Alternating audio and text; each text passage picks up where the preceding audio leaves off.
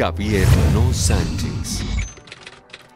Doctor en Tecnología de la Educación, magíster en Informática y licenciado en Educación de la Universidad Pontificia de Salamanca, España. Cuenta con más de 20 años trabajando en tecnologías de la información en red, comunicación y educación, tecnologías de la información y la comunicación, TIC, comunicación interactiva, espacios de interacción y entornos de aprendizaje interactivo. Actualmente es decano de la Facultad de Ciencias Sociales de la Universidad Loyola Andalucía en Córdoba, España. Javier No Sánchez.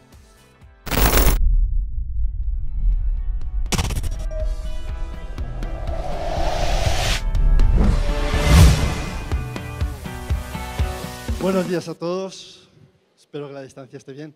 Bueno, en primer lugar les voy a decepcionar un poquito porque no soy tan internacional. Yo soy colombiano consorte, o sea que soy medio colombiano, por lo tanto. Y por lo tanto también me encuentro a gustísimo aquí. Muchísimas gracias a la Universidad Uniminuto por esta invitación a aprender. Yo la verdad es que considero que lo que han hecho conmigo ha sido traerme aquí para que tenga la oportunidad de escuchar todo lo que llevo escuchado esta mañana y supongo que va a continuar de la misma manera para permitirme aprender más y más. Esa intervención que hemos tenido con Santiago Lalinde y su entusiasmo, esa capacidad de emprendimiento, esa capacidad de visión, o la que acabamos de tener ahora mismo con el padre Camilo Bernal, que me parece que ha sido una lección de humildad. O sea, él es matemático, ingeniero, es máster en tecnologías educativas, en informática educativa, algo así, y nos deja hablar a los demás. Yo no sé por qué, la verdad. Que intentaré algo para lo que esa primera intervención de Interapidia de Santiago Lalinde yo creo que ha venido bien. Porque si mi mensaje fundamental, el mensaje que quería yo transmitir, creo que no es pasar a la siguiente, a ver. El mensaje anterior.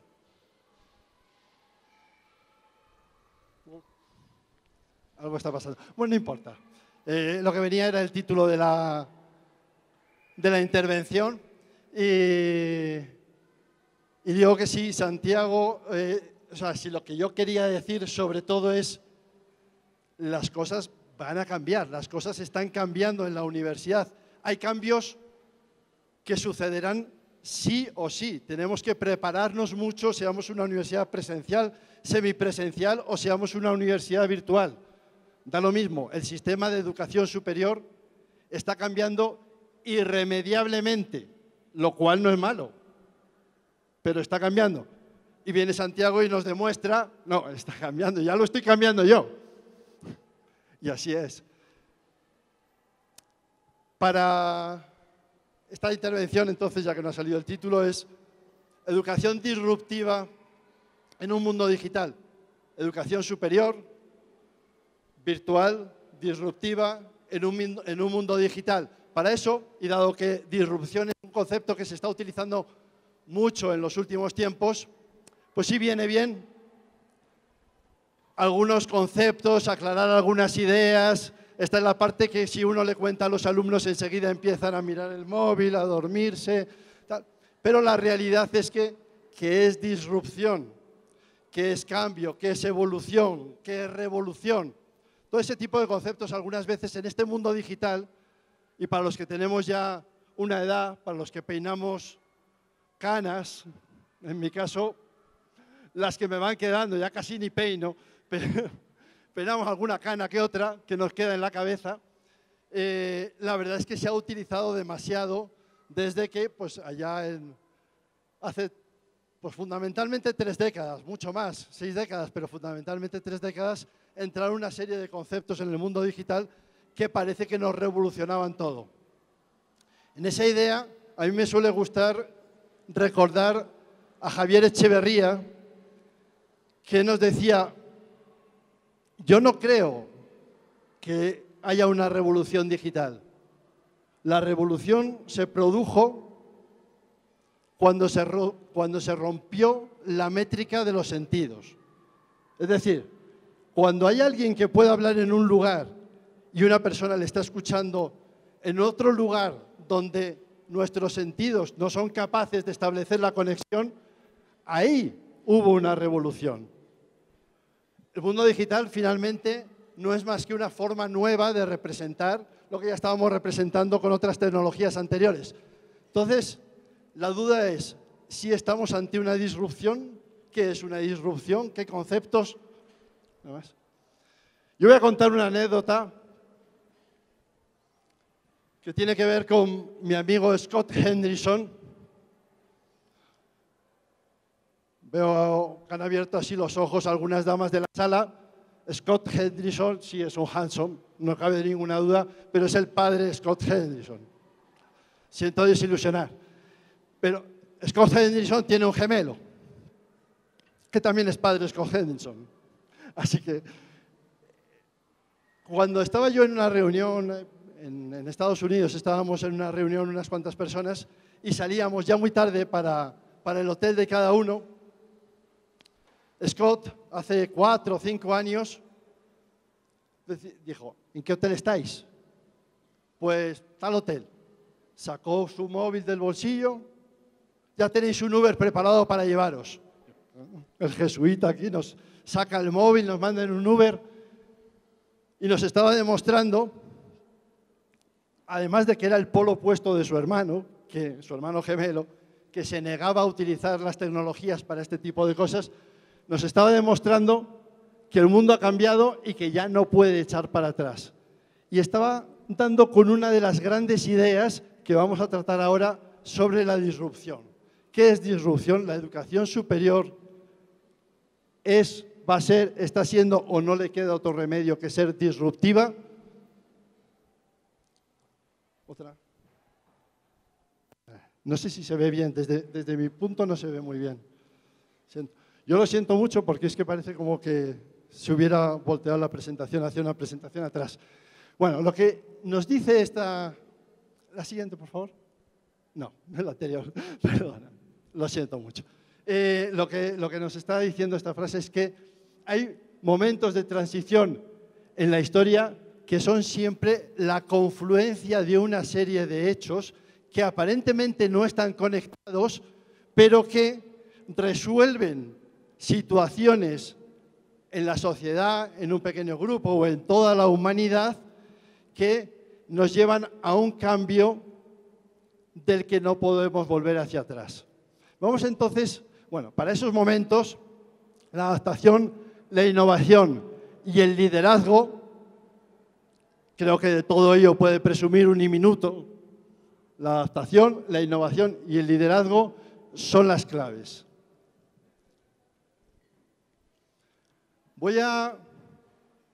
En esa idea de vamos a trabajar algunos conceptos para después llegar a lo que queremos, voy a introducir aquí una idea de Seymour Papert.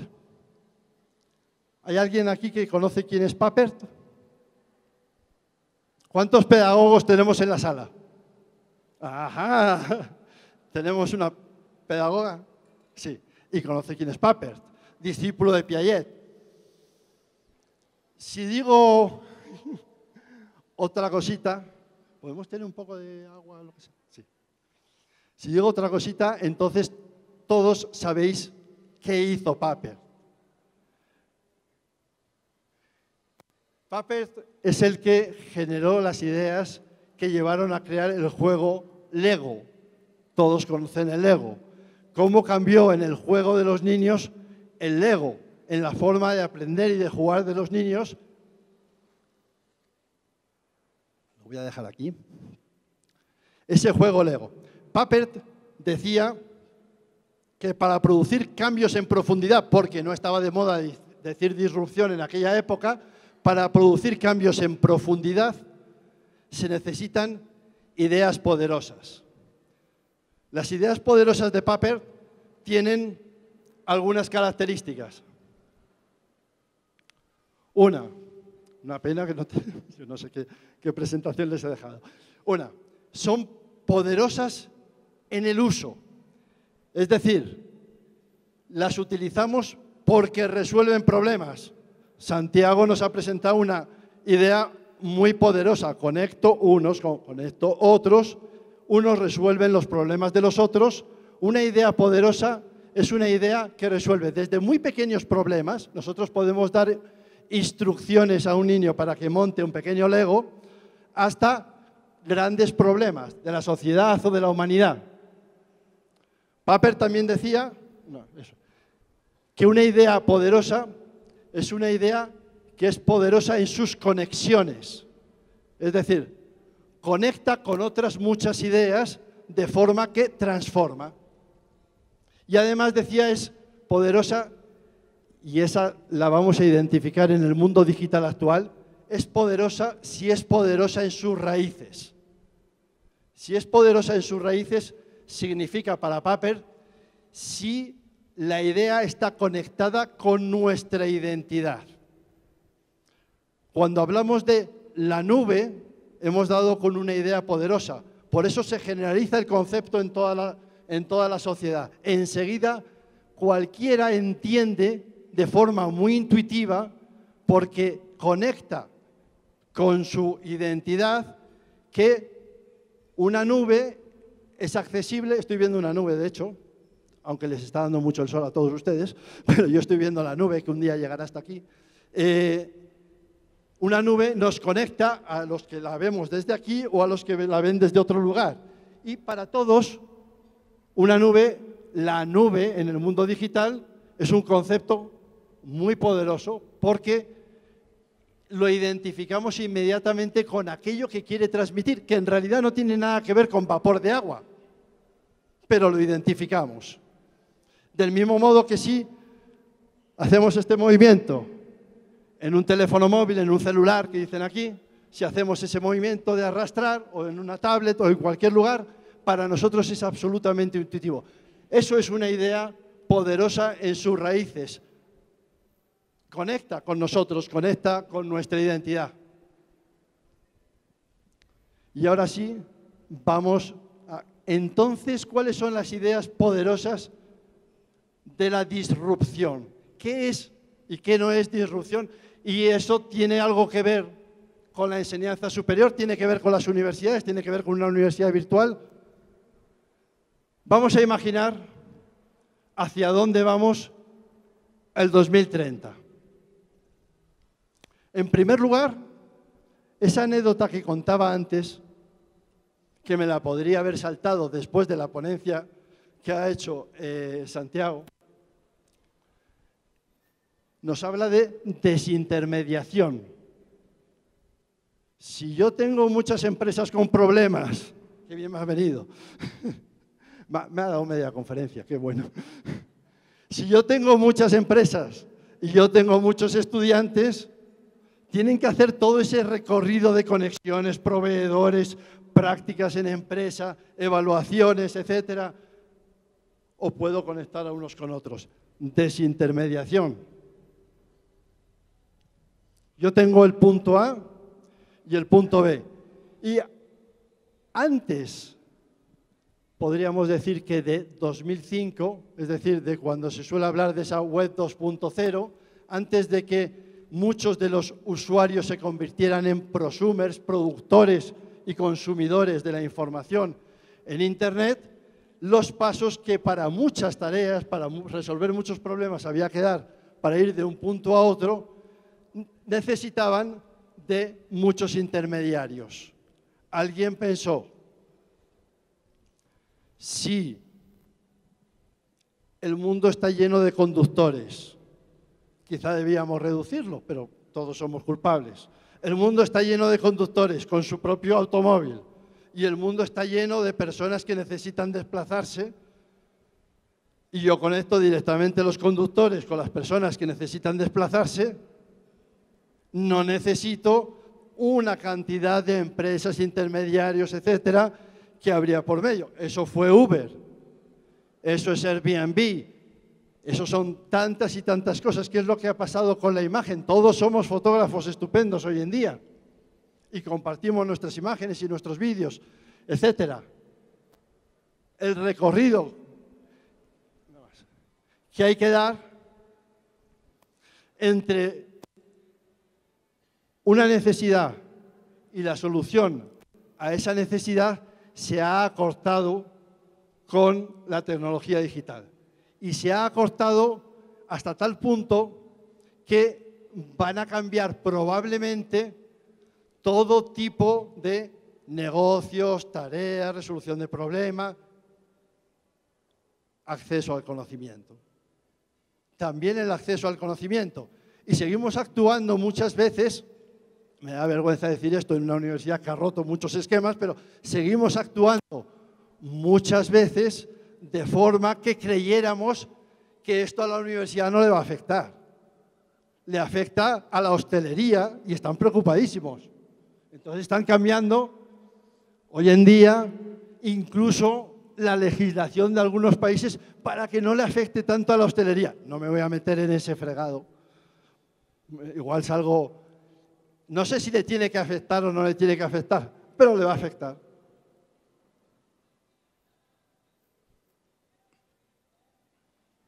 Le está afectando al transporte, perdón, le está afectando al transporte, le está afectando al acceso al conocimiento, le está afectando a la educación, le está afectando, no le va a afectar, le está afectando. Esto es un lugar, sí, puede pasar. Esto es un lugar de la India donde un muchacho con sus 16 años, Bagdad, Ram no sé qué, en la presentación a la que hago referencia todo el tiempo me había puesto mis chuletas, los pequeños nombres y estas cosas. Ya no me acuerdo cómo se llamaba este muchacho. Ramdag. Este muchacho con sus 15, 16 años es un genio de la tecnología. Es como tantísimos muchachos, es decir, ya ni es genio. Es lo normal a los 15 o 16 años. Tiene la oportunidad de acceder a Internet, pero no tiene la oportunidad de acceder a una gran universidad. Vive aquí, en medio de la India, con las posibilidades educativas en cuanto a infraestructura que acabamos de ver, y a través de Internet decide que puedo realizar este MOOC. Año 2018. Cuando digo MOOC, ¿cuántos no saben lo que es? Subir la mano sin miedo. Cobardes. Hay alguno que yo he visto las caras. En alguna cara yo he visto MOOC, o MOOC, o como lo pronunciéis aquí, M-O-O-C. La mayoría, bueno, sois de un mundo en el que obviamente os resulta cercano. Un muchacho de la India puede acceder a los MOOC de Coursera, a los MOOC de edX, a los MOOC de cualquiera de las plataformas que hay hoy en día. Y puede acceder a otras muchas plataformas que no están en formato MOOC, pero que también están en formato académico para generar.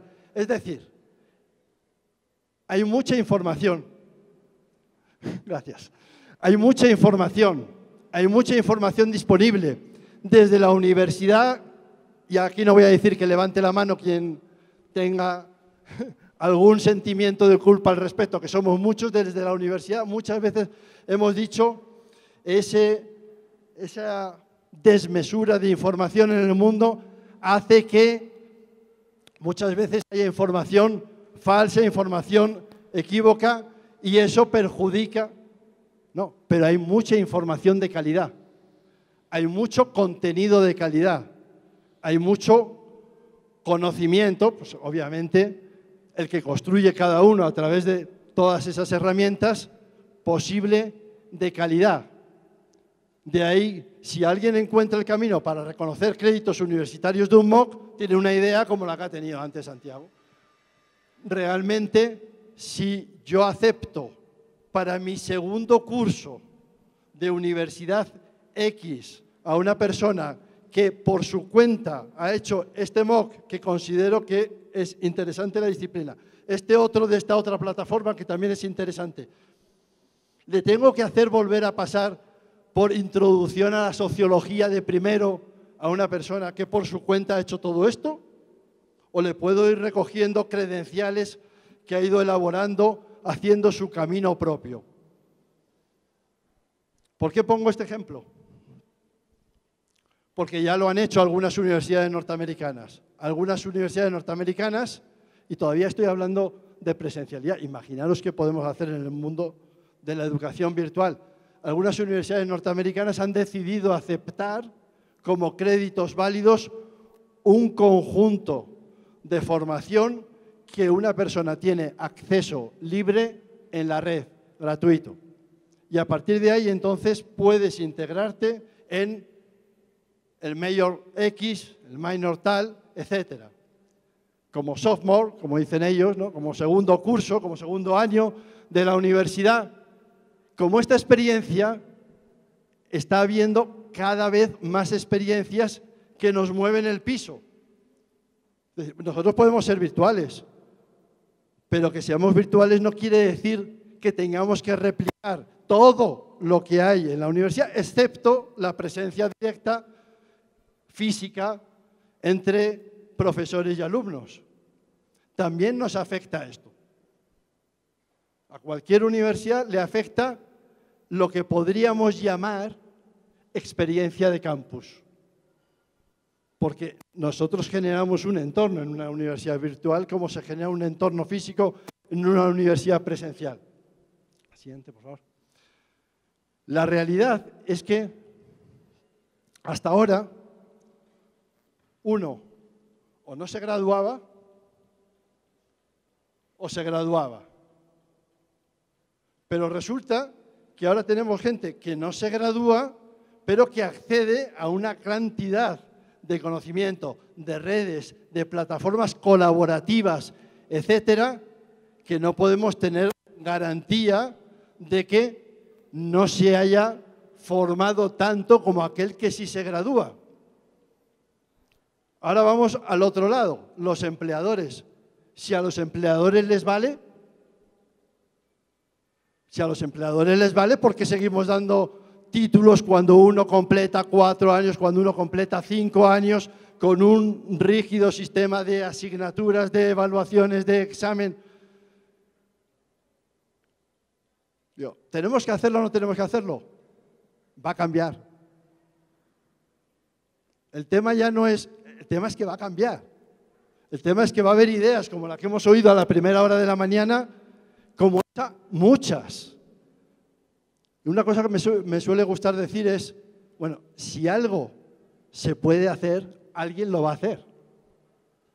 En lo bueno, en lo social, en lo malo, si hay algo que se puede hacer, a alguien se le va a ocurrir la brillante idea de hacerlo, de poner los medios y realizarlo. Entonces, si nosotros podemos de alguna manera constatar que una persona tiene las competencias necesarias que necesitamos para ejercer una función, alguien lo va a hacer. Alguien va a certificar cadenas de microcréditos y eso significa que estás formado para lo que yo quiero. No, es que no tiene un grado en... ¿Y? Yo soy Google y no me importa si tiene grado. Me está resolviendo el trabajo, me está resolviendo lo que queremos hacer. ¿Estoy tirando por el suelo la universidad? No. Llevo 30 años viviendo la universidad. Más vale que estemos con los ojos bien abiertos, con la mente bien abierta, con las ventanas bien abiertas y sepamos que como esto va a cambiar, entonces cojamos las riendas, emprendamos, estemos dispuestos a aprender, sobre todo a aprender, y dejémonos llevar. Otro de esas grandes ideas poderosas del mundo digital es la desagregación.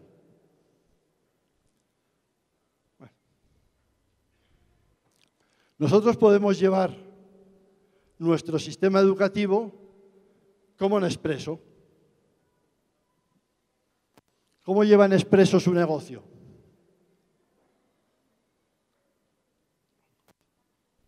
Rápido, sí, también. Todo lo controla Nespresso. Todo lo controla Nespresso. Hasta el punto que yo intenté con un estudiante de doctorado mío, cuando estaba en la anterior universidad en Salamanca, intenté con él hacer su investigación de tesis, una tesis alrededor de los espacios que se generan en esas tiendas tan cuidadas de Nespresso. La experiencia que uno vivía cuando estaba rodeado de un ambiente absolutamente diseñado. Este es un modelo. Este es un modelo, por ejemplo, muy norteamericano de hacer universidad. Yo soy una gran universidad. Voy a poner de las de mi cadena y así nadie se molesta. Georgetown, una universidad jesuita, y yo soy Georgetown, y como soy Georgetown, yo controlo todo, porque es una marca con mucha fuerza. Entonces, esto es un modelo. Siguiente. Esto es otro modelo. Yo no controlo todo. Yo dirijo la orquesta. Dejo que cada uno, el que sabe, haga lo que mejor sabe hacer. Y yo orquesto. Dejo que aquellos que tienen un apartamento, una pequeña casa, la decoren, la pongan estupenda y le hagan unas fotos maravillosas y las suban a la red. Dejo que aquellos que viajan mucho piensen si prefieren un apartamento o prefieren una habitación de hotel. Dejo que, y eso sí, ideo, orquesto, etcétera. Nuevamente, es que es obligado, es que Santiago ha hecho eso. Muchas iniciativas, como esa es la iniciativa que hoy ha venido a vernos, pero hay muchísimas iniciativas en ese sentido. Si se puede, se va a hacer. Y lo que yo sentía, y lo que sentía pues cuando me dijeron, oye, ¿vienes a hablar un poco de por dónde están las tendencias, la disrupción, etcétera? Yo lo que sentía es, bueno, es que en la universidad creemos todavía, no es que no lo sepamos, no es que yo les esté diciendo nada nuevo, les esté diciendo nada nuevo, casi seguro que no, que todo esto alguna vez, de alguna manera, lo están oyendo en los últimos años. Pero aún así, seguimos con la inercia de hacer las cosas como siempre, de creer que el negocio de la universidad no lo está robando LinkedIn. Se me ha escapado. ¿Por qué LinkedIn quería tener todas las trayectorias de los profesores de universidad, de los directivos de universidad, de los cargos académicos? Está todo en LinkedIn, ¿no? O sea, ¿hay algún profesor que no pone su perfil en LinkedIn? De repente sentimos que LinkedIn era una red diferente. Y ahí está todo. Y LinkedIn ya ha entrado en el mundo educativo y LinkedIn ya ha comenzado con eso. Entonces,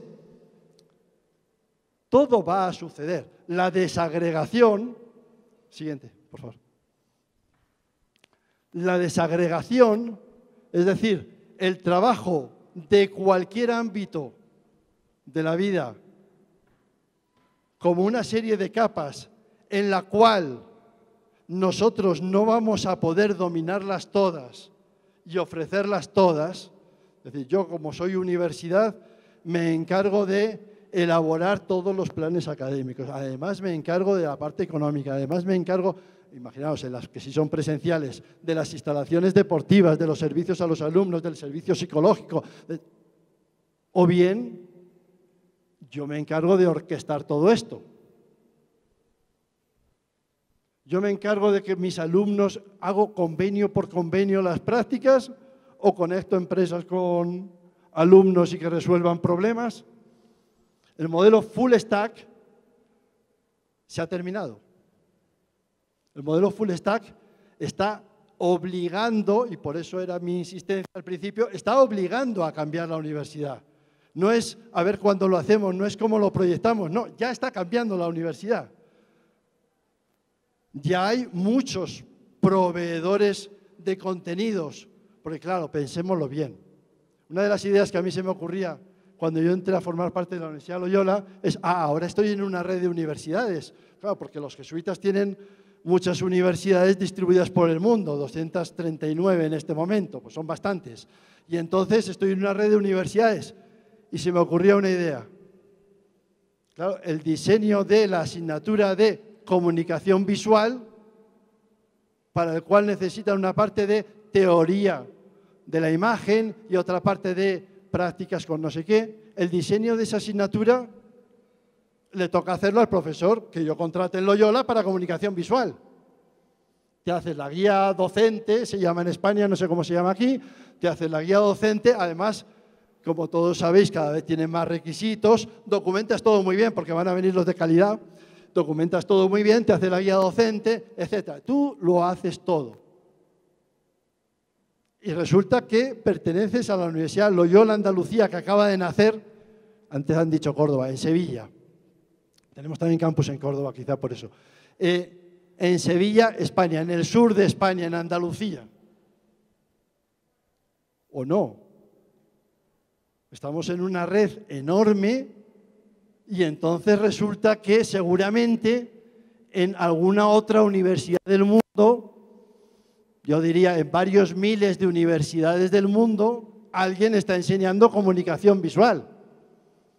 Entonces este profesor se va a hacer su guía docente yendo a ver cuál es la bibliografía tal, cuál, no sé qué, mi experiencia, esto, lo otro. ¿Cuándo podríamos hacer un comité de 5 que sean los mejores de todas esas universidades? Elaboran cuál es la esencia de la asignatura comunicación visual, cuáles son los elementos básicos. Y el profesor en su universidad, sea presencial o sea virtual, orquesta. El profesor es el que está al lado del alumno viendo dónde tiene las dificultades, pero entonces tenemos que cambiar el esquema completamente. Yo no tengo por qué ser el que ha elaborado el mejor contenido del mundo. Eso puede estar hecho, ¿por qué no? Obviamente, no se me ocurrió a mí el primero. Hay varias editoriales haciéndolo. Porque la editorial que antes era libro-papel, por ahí no tiene negocio. Y entonces está girando. Y el negocio de la editorial, que estaba ligada a la universidad, ahora va por, profesor, te puedo hacer la mitad del trabajo. Toda esa parte que te cuesta tanto de elaborar, de sistematizar, yo te lo puedo dar. Es que además en mi equipo cuento con un pedagogo que te va a hacer el diseño instructivo mucho mejor que tú. Porque eres físico, estás enseñando física de estado sólido y de pedagogía sabes lo justito. O eres muy apasionado y sabes más. La tercera de los grandes, de las ideas poderosas, de los grandes conceptos dentro de esta disrupción es el analytics, datos. Los estamos usando todos los días. Millones de datos sistematizados para ayudarnos en la vida.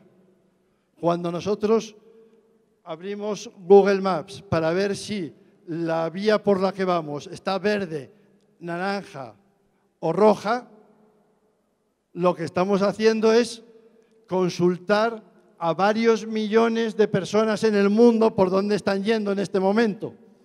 Pero no lo hacemos nosotros, lo hace Google por nosotros. Y sistematiza esos datos dándoles un sentido y una utilidad. De una forma absolutamente intuitiva para nosotros, que es que tu camino te lo pinten de verde, naranja o rojo. Rojo es que está mal la cosa. Naranja, bueno, todavía me arriesgo. La verdad es que no sé cómo están las líneas de Bogotá. ¿Hay alguna calle verde? En un día de diario como hoy queda alguna calle verde en Bogotá. En Sevilla tampoco, ¿eh? Todas las calles están rojas siempre a estas horas. Bueno. La cuestión está en que tenemos la posibilidad de analizar millones de datos. El otro día estaba con estudiantes de psicología que están muy empeñados en, bueno, y el último curso deberíamos ir viendo una parte de investigación. Ellos tienen investigación en primero y segundo, sabéis, en las ciencias sociales es muy común tener estadística y este tipo de materias. Decían, ya, pero ahora nosotros queremos hacer una investigación en nuestras prácticas con grupo experimental y grupo de control. No, me valdrían, ¿cuántos? 20 estudiantes, o 20 sujetos de grupo experimental, 20 sujetos de grupo de control. Eso me sirve para hacer algo significativo.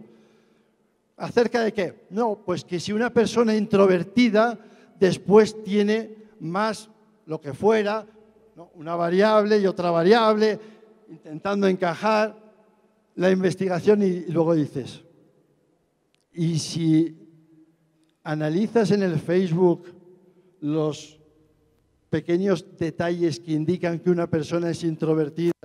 Y si analizas en el Facebook los pequeños detalles que dicen que una persona es mucho más extrovertida, etcétera, con los datos del Facebook podríamos decir incluso qué va a hacer mañana una persona que tiene una tendencia introvertida, extrovertida o cualquier otra cosa. Otra cosa es que lo tengamos que hacer así o que no lo tengamos que hacer así. Pero nuevamente, por preguntárnoslo. Me han puesto una mesa. Esto es Colombia. Sí, señor, un detallazo.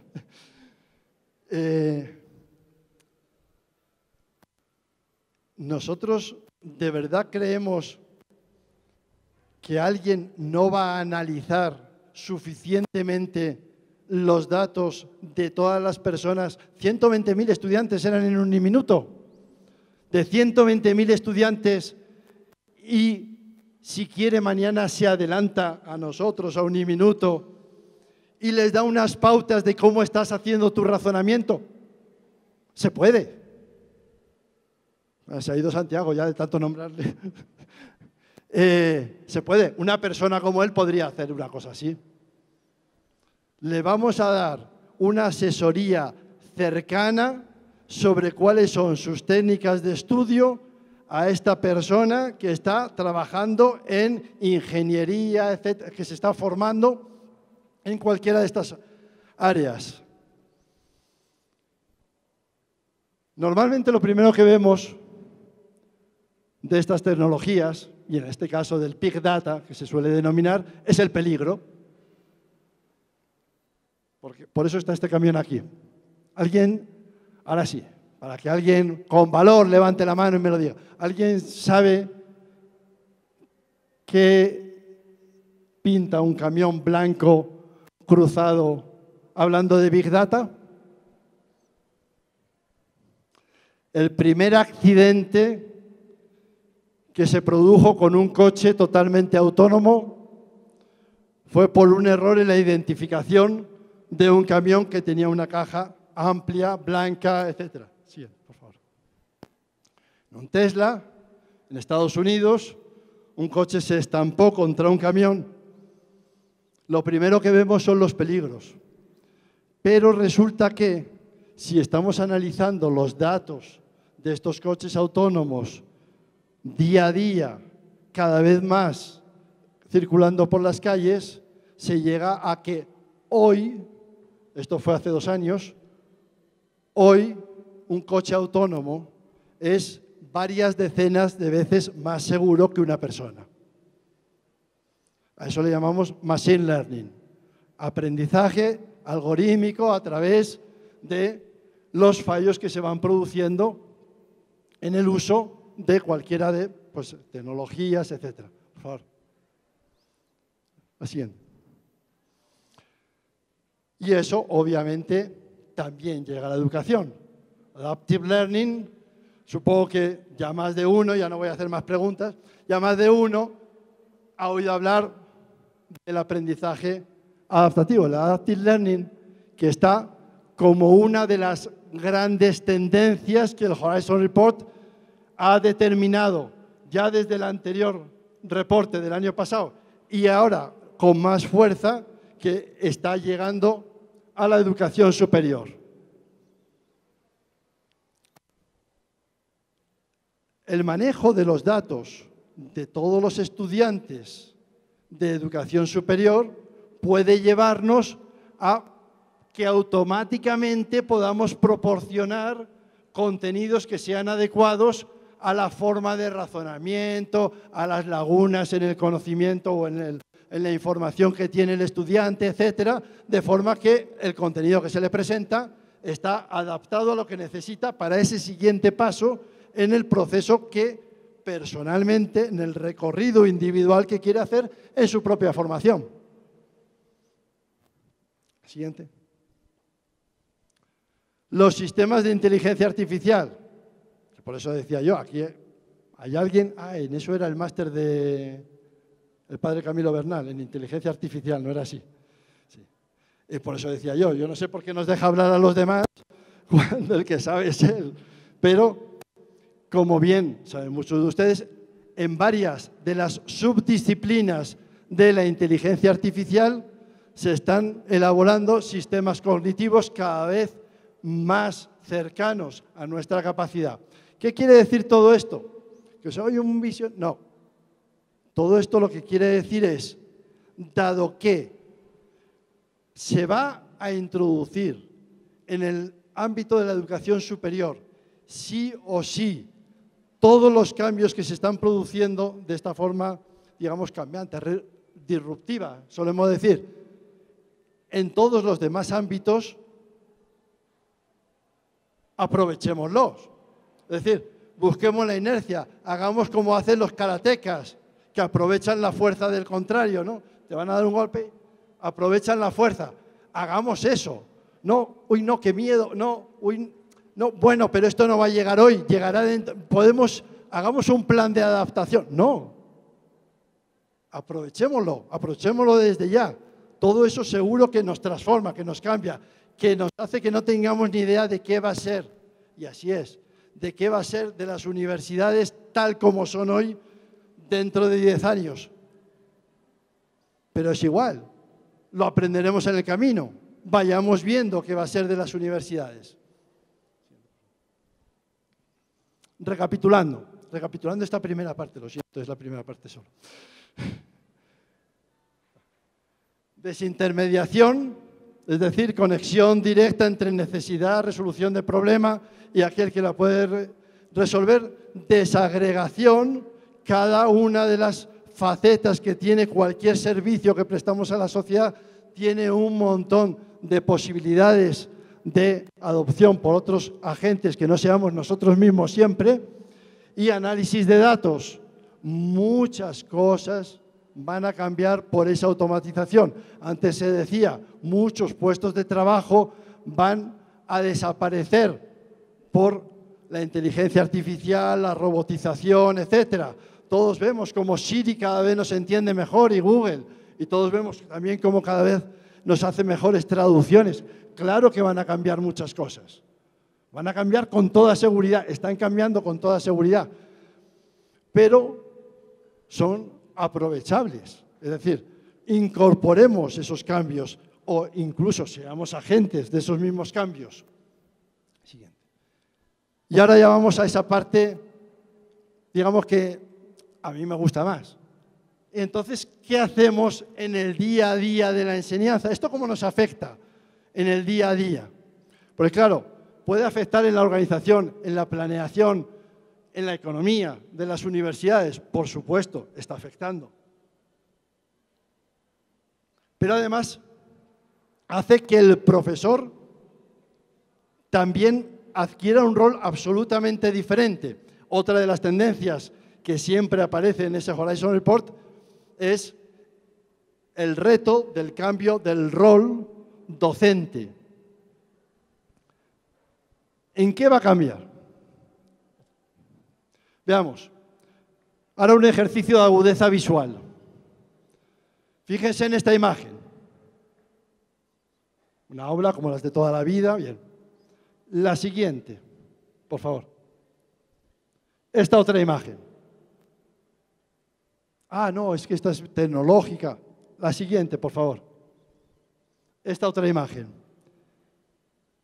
¿Qué hay de común en todas estas imágenes?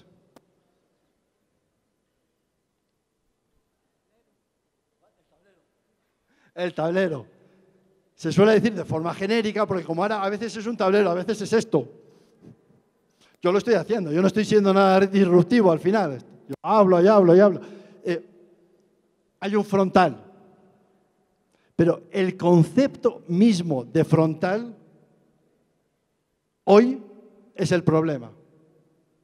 El concepto mismo de frontal, dependiendo de cómo estemos utilizando las plataformas, en la enseñanza virtual es el problema. Hemos replicado la clase física en la enseñanza virtual.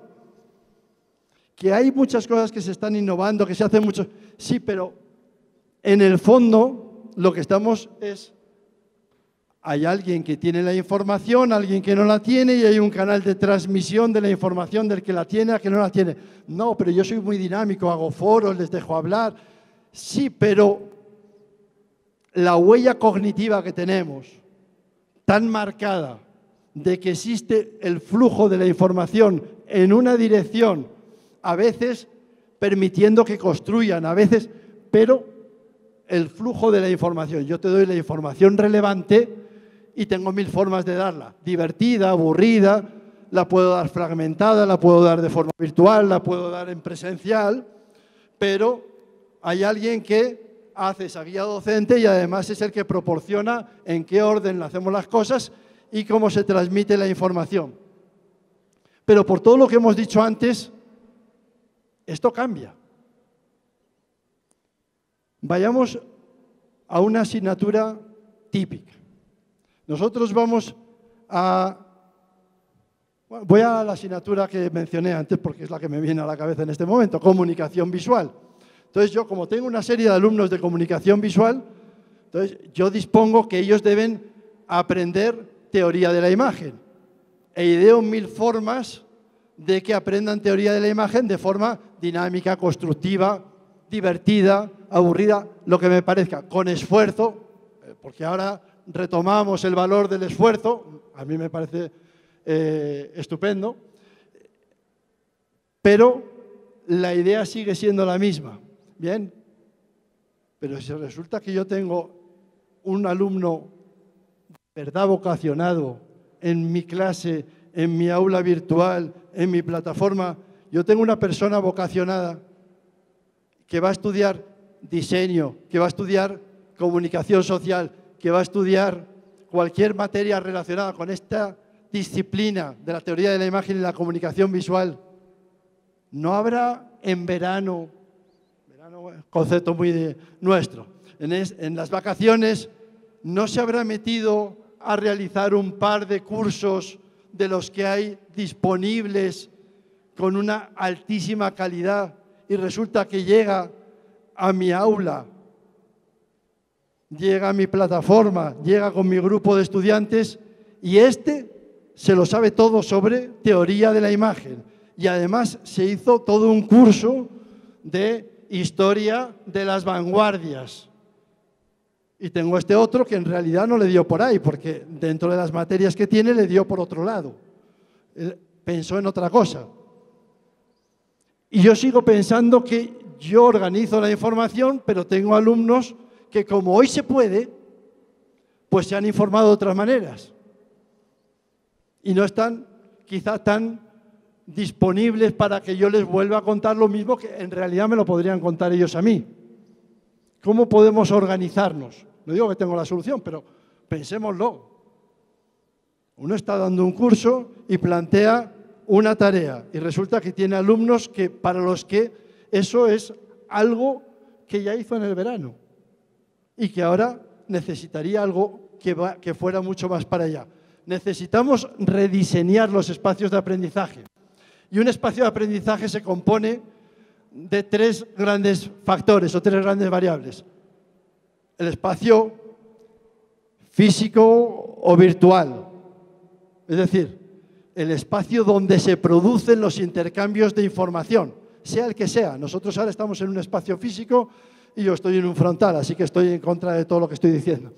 Pero bueno, el espacio físico, el espacio donde se producen los intercambios.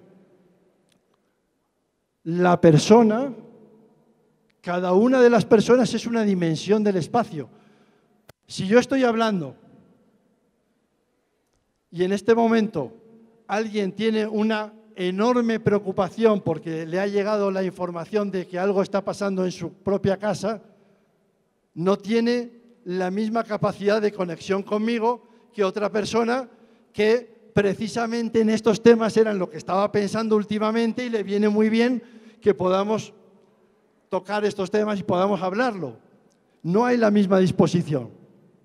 Casi siempre nosotros cuando pensamos en educación, por mucho que, y me imagino que así es en un minuto y así es en Loyola, Andalucía, pensemos en la formación integral de la persona y trabajamos por la formación integral de la persona y sabemos que construir las competencias y el conocimiento va mucho más allá que transmitir la información, casi siempre lo diseñamos como instrucción.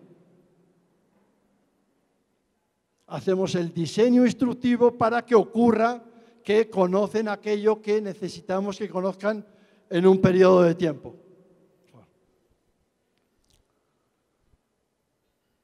Si nosotros pensamos en instrucción, aquí lo que iba a poner, si nosotros pensamos en trasladar la idea virtual a presencial,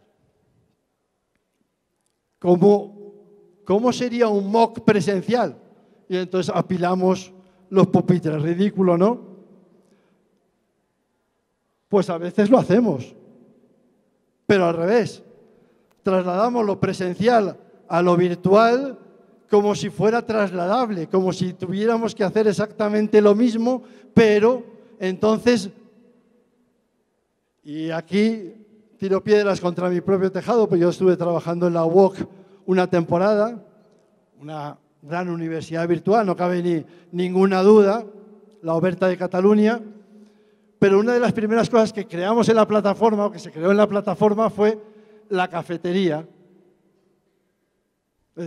Tenemos el concepto y lo trasladamos a lo virtual y entonces, claro, conseguir que sea igual una cafetería virtual que una cafetería presencial, no hay un traslado. Hay que construir un espacio, el espacio de aprendizaje. ¿Cómo construimos ese espacio de aprendizaje? Es la principal pregunta que el docente se debe hacer a partir de toda esta idea de disrupción de la que veníamos hablando. Siguiente. Si nosotros creemos que simplemente dar la vuelta a la clase es una solución sencilla a un problema complejo, ya sabéis eso que dicen, todos los problemas complejos tienen una solución simple, pero no es la correcta. Ese es el tema. Entonces, una de las grandes corrientes ha sido, bueno, démosle la vuelta. Hay una gran cantidad de cosas que nosotros hacemos en clase, como por ejemplo dar lecciones en clase virtual, como por ejemplo dar documentos, leeros esto, etcétera, que el alumno puede hacer por sí mismo.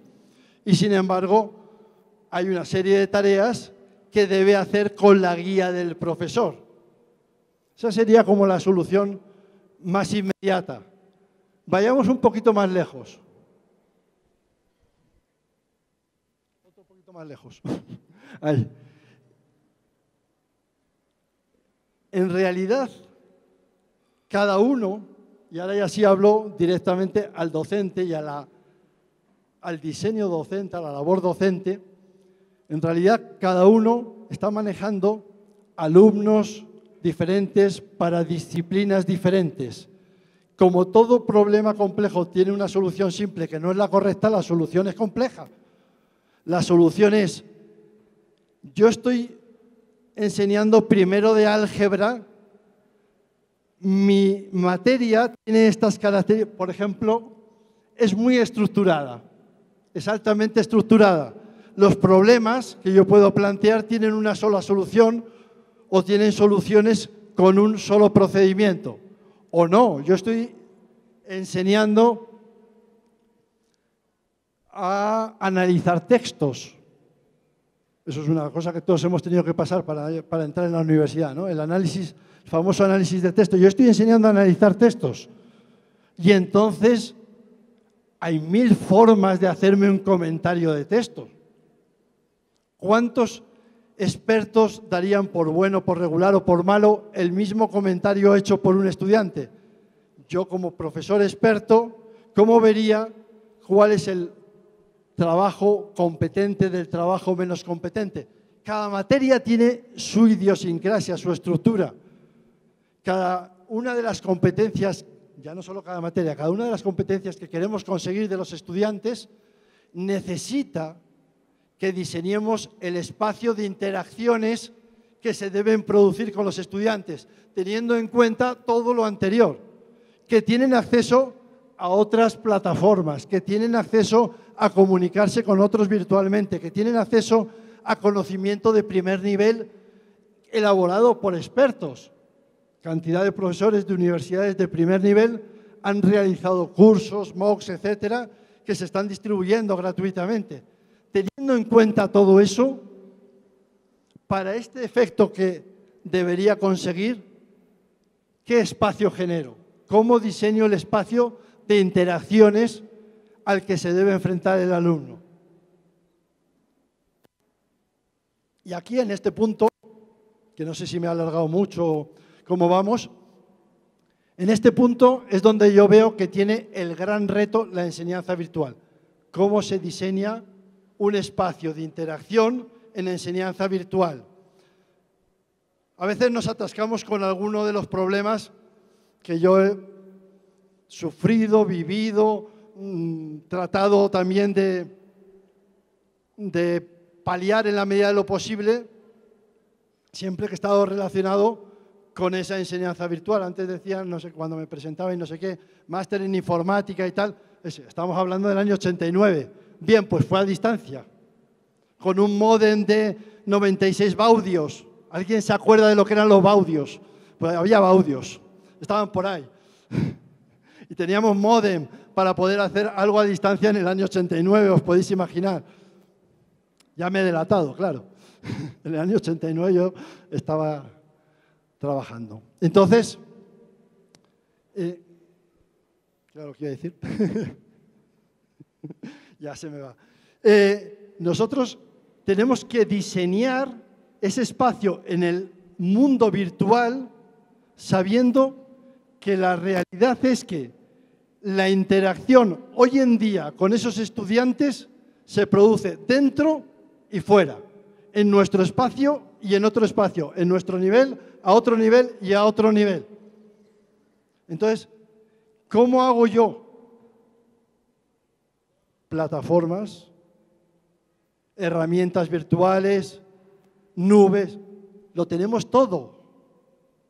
¿Qué se te ocurre para que un alumno adquiera una competencia? No, claro, pero es que desde la virtualidad, desde el alumno que está a distancia, es muy difícil que pueda resolver un problema de este tipo porque necesitaría yo estar encima. Seguro que no. Seguro que hay una forma. Tenemos todo tipo de plataformas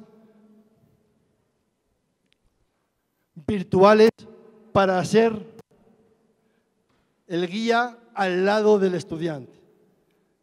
El experto, y ahí sí, resulta que lo que parecía que nos estaba facilitando la vida nos la complica. El experto, y hay que ser el experto si eres el docente, el experto está al lado. Presencial o no presencialmente, el experto está al lado. El experto te está llevando por el camino, te está introduciendo elementos nuevos, te está forzando a enfrentarte con problemas, te está abandonando en el momento en el que tú tienes que vivir la incertidumbre porque si no, no vas a resolver problemas. Te está recogiendo toda la información que haces tú y tu grupo con un formato nuevo. Eso a los estudiantes a veces les asusta. No, que vamos a recoger tu información, lo que tú estés elaborando a través de vídeo, de redes sociales, de 1000 experimentos que hay en este sentido y que nos pueden ayudar mucho a que de verdad sea un enriquecimiento para cada uno de los estudiantes. No somos el sabio que está en el estrado, somos el guía que está al lado del estudiante, generando un espacio que se adapte al estudiante de hoy, que tiene acceso a toda la información. Siguiente. Y ya con esto voy terminando. Decíamos educación disruptiva en un mundo digital. Esa educación disruptiva, esa visión de la educación nos permite que quizá también sea una educación compasiva, una educación que llega a todo el mundo. Me ha encantado oír hablar pero nuestra misión es acercarnos a los pobres, acercarnos a los que no tienen, acercarnos a los que no pueden, acercarnos al que tiene más dificultades. Ese nuevo modelo de educación superior es mucho más cercano, o puede ser mucho más cercano si sabemos emplear las tecnologías. Por favor. Tenemos miles de iniciativas nuevas que nos ayudan a democratizar la enseñanza, a darnos la capacidad de llegar a cualquiera de las personas. Entonces, aunque para muchos será conocida, voy a terminar con una pincelada de una experiencia que a mí me marcó en el modo de pensar hace ya bastantes años en la educación para siempre. ¿Alguien lo conoce? The Hole in the Wall, la experiencia de Sugata Mitra. Sugata Mitra colocó una pantalla y un ratón, un mouse, en forma de pad, en una pared de un pueblo perdido de la India. Estaba con sistema Windows, con un sistema operativo. Ahí lo dejó. Se acerca un niño, experimenta, se acerca a otro, ¿y esto qué es? En ese pueblo de la India, cuenta Sugata, algunos me imagino que lo habrán oído porque esto es conocido, cuenta Sugata que algunos de esos niños, muchos de ellos, no hablaban inglés siquiera. La India es idioma oficial, pero en muchos lugares no se habla inglés, o en lugares rurales no acceden al inglés. Todo el sistema estaba en inglés, obviamente. Es igual, ellos fueron experimentando. Al cabo de 8 horas, unos niños estaban enseñando a los adultos cómo se accedía a Internet y se buscaban cosas en Google. Es diseñar el espacio. Él abrió una ventana en un pueblo perdido de la India y ojalá que nosotros seamos capaces de abrir ventanas en nuestras universidades que permitan a todo el mundo acceder con toda la cantidad de recursos que tenemos a nuestra disposición al conocimiento, que finalmente esa es nuestra misión.